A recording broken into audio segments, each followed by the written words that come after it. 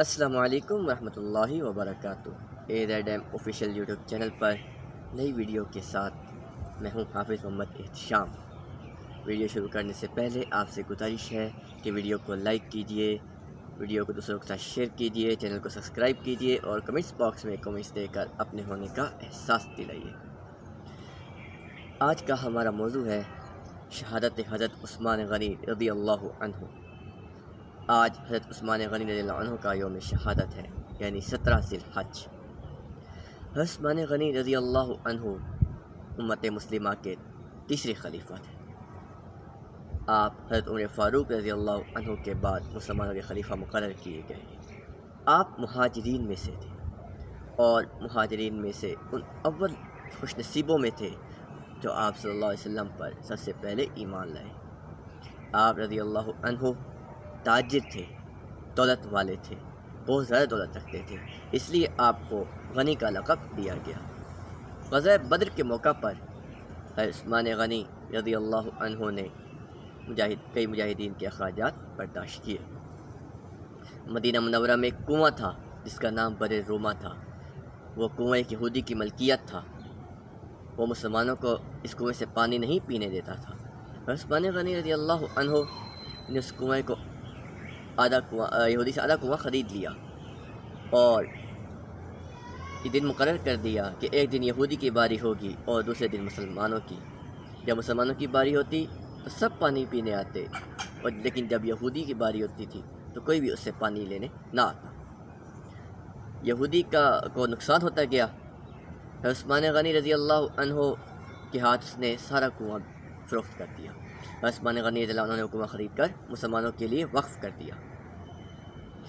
حضرت عثمان غنی رضی اللہ عنہ وہ جلیل القدر صحابی جن کو ذو النورین کا لقب دیا گیا۔ ذو النورین سے مراد دو نوروں والا۔ حضور صلی اللہ علیہ وآلہ وسلم کی دو صاحبزادیاں یک کے بعد دیگرے آپ کے عقد میں آئیں۔ پہلے حضرت رقیہ رضی اللہ عنہا اور دوسری حضرت ام کلثوم رضی اللہ عنہا۔ حضرت عثمان غنی رضی اللہ عنہ بہت زیادہ نرم تھے۔ آپ رضی اللہ عنہ اتنے امن پسند تھے کہ خلافت کے دوران جب مخالفین نے آپ کے گھر کا محاصرہ کیا تب بھی آپ نے ان سے شہر کی حرمت کی خاطر جنگ کرنے سے گریز کیا۔ حضرت عثمان غنی رضی اللہ عنہ کو گھر میں قید کر دیا گیا۔ خلافت کے باوجود آپ نے بلوائیوں کے خلاف کوئی قدم نہ اٹھایا۔ بلوائیوں نے آپ پر کھانا پینا بند کر دیا، آپ کے گھر کا محاصرہ کر دیا، کئی دن تک آپ کے پانی بھی بند کر دیا گیا۔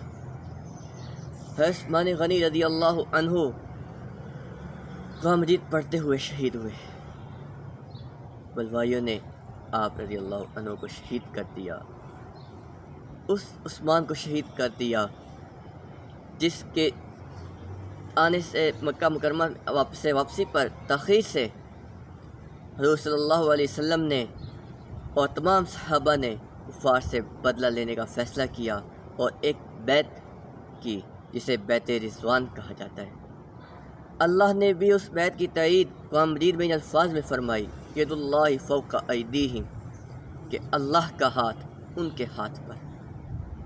حضرت عثمان غنی رضی اللہ عنہ کو آج ہی کے دن شہید کر دیا گیا۔